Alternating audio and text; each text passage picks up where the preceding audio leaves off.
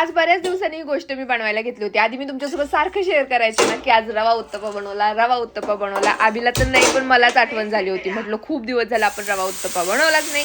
तर चला, आबीच्या दुपारच्या जेवणासाठी मी हा रवा उत्तप्पा बनवला होता. आता बनवलाय खरा, आपण याचे नाटकं तुम्हाला दाखवते. सुट्टी असली की असा गोंधळ घालत बसतो ना. बरं, गोंधळ तर घालू द्या, पण खाण्याचे त्याचे एवढे वांदेत की बळच त्याला खाऊ घालावं लागतं. त्यामुळे आज तर मी लायटर घेऊन बसले होते आणि म्हटलं बघू कसा खात नाही. आता हा मारलंय म्हणून रडत नाहीये, तर तू तरी चार, नाही तर बाबांनी तरी चालू दे, म्हणून त्याची रडारड सुरू आहे.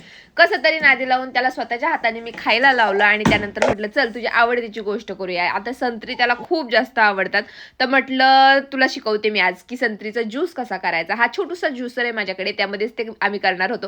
आणि छोट्याशा मुलांना ना कोणत्याही गोष्टीत आपण इन्व्हॉल्व करून घेतलं तर त्यांना त्या गोष्टीची खूप जास्त मज्जा वाटते. आता ही एकच गोष्ट आहे जी हेल्दी गोष्ट त्याला आवडते, ती मला माहिती झाली आहे, ती म्हणजे ऑरेंज ज्यूस. आणि बिना साखर टाकता सुद्धा तो मस्तपैकी पिऊन टाकतो. खूप जणींच्या मला कमेंट्स येत होत्या की संक्रांतीसाठी कमी प्रोडक्टमध्ये मेकअप कसा करायचा, तर त्याचा लॉंग व्हिडिओ मी चॅनलवरती अपलोड केलेला आहे, तो तुम्ही बघू शकता. आता संध्याकाळच्या जेवणाची तयारी पण करावी लागणार, त्यामुळे म्हटलं चला शेतातून काहीतरी घेऊन येऊया.